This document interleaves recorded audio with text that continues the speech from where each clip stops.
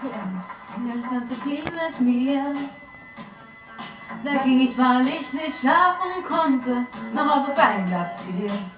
Dort, wo die Männer, die an Theken und an Tischen sich den Schaum von den Lippen wischen, der mich schon von draußen schreien, so traf ich ein.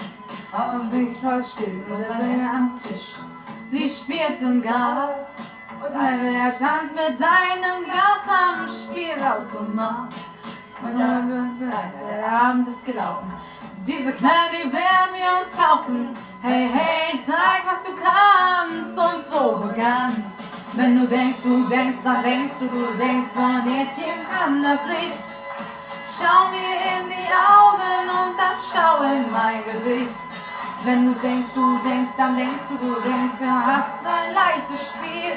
Doch ich weiß, ich will, du lachst über mich, denn am Ende lache ich über dich.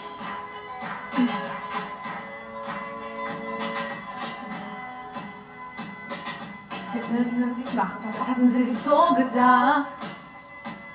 Und ich will einen Tag mit ihnen am Bett, die ganze Nacht. Und ich passe von Paris und dann zur Kasse. Dann war gleich der erste war der Spiegel, das war zu viel. Dann lag beim Stuhl und schlief. Dann sehen sie an Beinen Zigaretten, wie auf einem sinkenden Schiff. Kommen die Männer, die an Theken und an Tischen sich den Schaum von den Lippen wischen. Der eine in den Stuhl, der andere stieg ein, so ging ich heim. Wenn du denkst, dann denkst du ein Mädchen kann das nicht. Schau mir in die Augen und dann schau in mein Gesicht. Wenn du denkst, dann denkst du hast ein leichtes Spiel. Doch ich weiß, was ich will und lach über mich, denn am Ende lache ich über dich. Wenn du denkst, dann denkst du ein Mädchen kann das nicht. Schau mir in die Augen und dann schau in mein Gesicht. Wenn du denkst, dann denkst du hast ein leichtes Spiel.